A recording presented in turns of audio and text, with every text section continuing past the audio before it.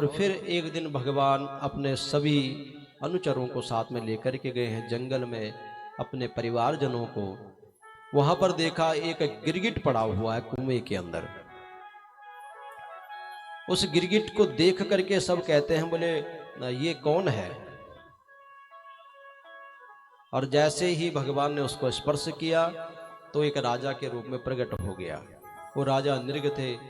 राजा नृग से भगवान ने पूछा, बोले तुम्हारी ये गति क्यों हुई?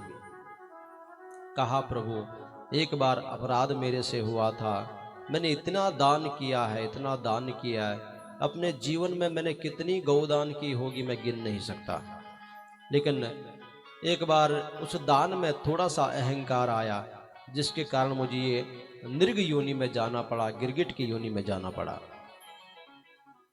बताया कि मैं लाखों करोड़ों गाय दान कर चुका हूँ, एक बार मैंने गौदान किया तो मेरे जो गौशाला थी उसमें एक ब्राह्मण की भी गौ पहुंची है, और मैं उस गौ को नहीं पहचान पाया और उसका भी मैंने गौदान किसी ब्राह्मण को कर दिया। जिस ब्राह्मण की वो गाय थी वो बेचारा ढूंढता हुआ इधर उधर भटक रहा था, तो जिस ब्राह्मण को मैंने गौ दी थी वो रास्ते में उसको मिल गया। उन दोनों का आपस में वार्तालाप हुआ। जिस ब्राह्मण की गाय गुम हुई थी वो कहता है ये गाय मेरी है, तो जिसको दान मिली थी वो कहता है कि ये गाय मेरी है क्योंकि राजा नृग ने मुझे ये गौदान किया है। जब ये बात कही तो कहा, बोले इस बात का फैसला तो अब राजा ही कर सकता है कि गाय अब है किसकी, क्योंकि मेरी चोरी हुई है और तुम्हें इसको गौदान के रूप में दिया गया है, तो अब राजा ही इस बात का फैसला करेंगे कि ये गाय अब है किसकी।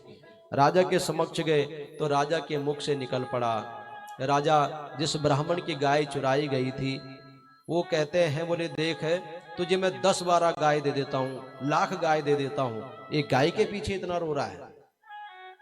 उस ब्राह्मण ने कहा, बोले राजन तेरे द्वार पर भीख मांगने आते होंगे ब्राह्मण, मैं वो ब्राह्मण हूं जो अपनी गौ माता की उसी की सेवा करता हूं, मेरे लिए वही परमात्मा है।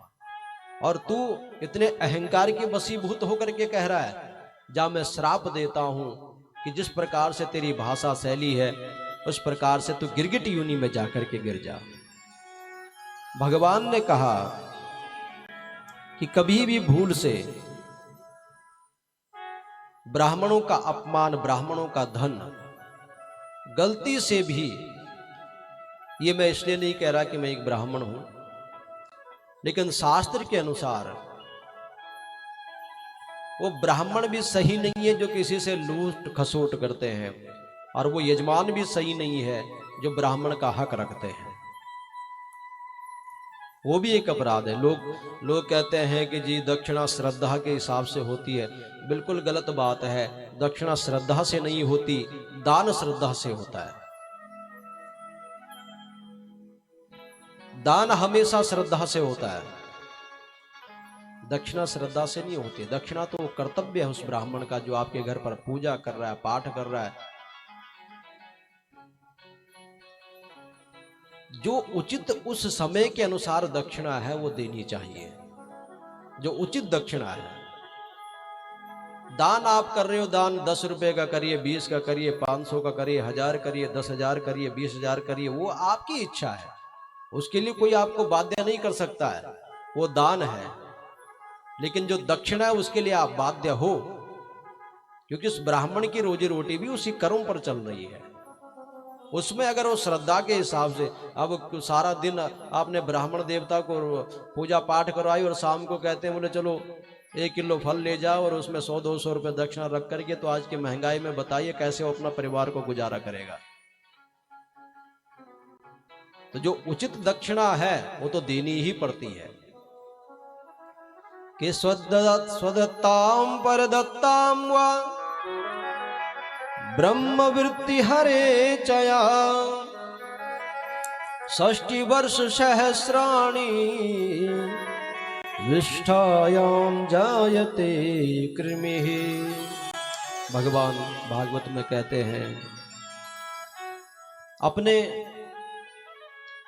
परिवारजनों को संबोधित करते हुए, समझाते हुए कि भूल से भी अगर ब्राह्मण का अपराध आपने कर दिया, स्वदत्ताम प्रदत्ताम वा, अपने हाथ से दिया हुआ या आपने मन में संकल्प किया हुआ, बहुत सारी जगह ऐसा भी लालच आ जाता है यजमानों के मन में, पहले विचार करते हैं कि चलो इतना, और फिर बाद में देख चलो इतने में ही गुजारा हो जाएगा, कोई दिक्कत नहीं। स्वदत्ताम प्रदत्ताम वा, अपने दिया हुआ या अपना सोचा हुआ या दूसरे का दिया हुआ उसका हड़प जो करता है, कभी भी उस धन का प्रयोग मत करिए। एक बहुत सुंदर प्रसंग है। एक चांडाली एक बार मनुष्य की खोपड़ी में मांस पका रही है, और वो भी शराब से, ऊपर से चमड़े से ढका हुआ है।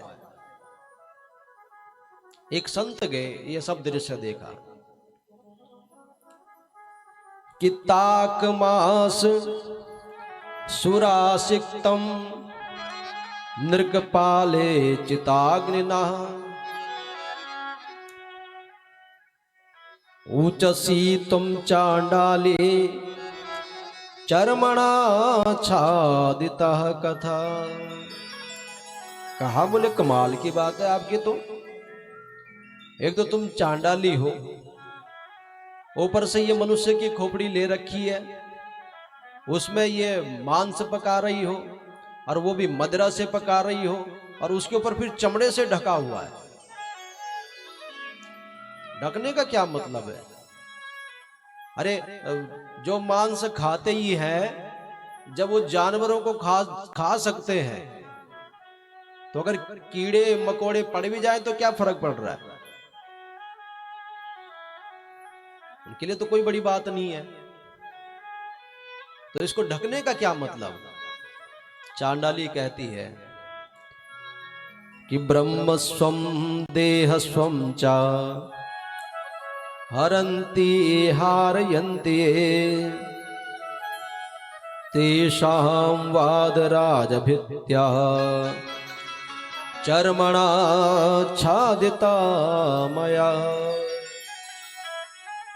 बोले संत महापुरुष, आपको सच बताऊं, बाकी किसी चीज से डर नहीं लगता है, ये सब खा लेती हूँ, पका लेती हूँ, लेकिन इस खाने के, इस भोजन भी क्या कहें उसको, ब्रह्म राक्षस का वो भोजन, उसको इसलिए ढका हुआ है कि किसी ऐसे पापी की नजर इस भोजन पर न जाए जिसने किसी ब्राह्मण को सताया हो और किसी ब्राह्मण का धन हरण किया हो या ब्राह्मण को दुखी किया हो, इसलिए ये ढक करके रखा है। भगवान कहते हैं, आपने गरुड़ पुराण सुना होगा, कि राजा भी अगर ब्राह्मण के धन हरण करके अपने सेना को बनाता है तो वो सेना ऐसी ढेर हो जाती है जैसे कोई रेत का पुल बना करके रख दे, और एक बरसात आईनी के रेत सब तबाह हो जाती है, सारा पुल तबाह हो जाता है। उसी प्रकार ब्राह्मणों के धन हरण करने वाले का कभी भी भला नहीं हो सकता, वो जहर बन जाता है। कि विप्रहणाम हतवृत्तीनाम वदान्त्यानाम कुटुम्बिनाम। भगवान कहते हैं कि उससे बड़ा कोई पुण्यात्मा नहीं जो किसी ब्राह्मण की वृत्ति लगाता है, यानी किसी ब्राह्मण को रोजगार देता है। आप देखिए, यहाँ तो